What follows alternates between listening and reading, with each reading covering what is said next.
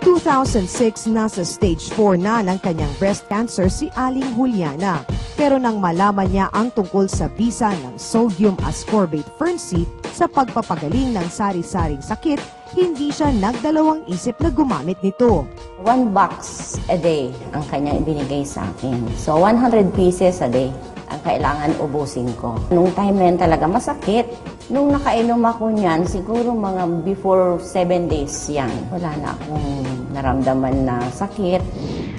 Si Doktora Amelia Ubusan, ang resident doctor ng Fern Corporation, ang sumuri sa kalagayan ni Juliana.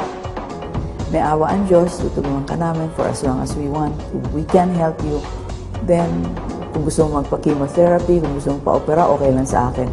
Pero mag-Fern-C ka. Nakunan nila yung aking breast na may cancer. Lumiit siya, tapos natuyo parang bao. Tuyong-tuyo talaga, pumutok siya, walang amoy, walang pain. Pero ngayon, she is cancer-free as of now. She continually took Fern-C. Isa rin si Raul sa mga cancer patient na binigyan na rin daw ng taning ng mga doktor ang kanyang buhay. Pero laking pasasalamat niya at nadugtungan ng Fern-C ang kanyang buhay. Dito pala yan sa ilong. Ang sakit na ilong. Itong bungo natin dito, sa ilalim yan, nabubulok. Nagpunta siya sa akin, tapos umiiyak yan. He was bleeding. He had this big lump on his neck. Sabi ko, sige, bigyan na natin ng Fern-C. Uminom ako ng Fern-C.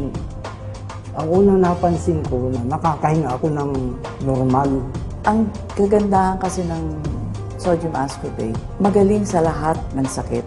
Nakakatulong. Pag ininom mo yung sodium ascorbate, pain ang unang-unang nawawala. Dahil sa buo ang tiwala ni Doktora Ubusan sa Fern-C, tinayo niya ang Fern Foundation.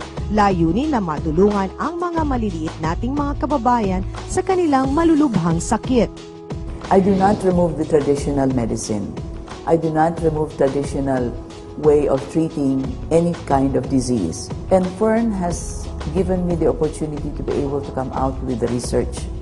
Meron tayong research group ngayon who's doing the studies that we are collating now the records of about 5,000 patients because we had a free clinic. We started our free clinic in 2006.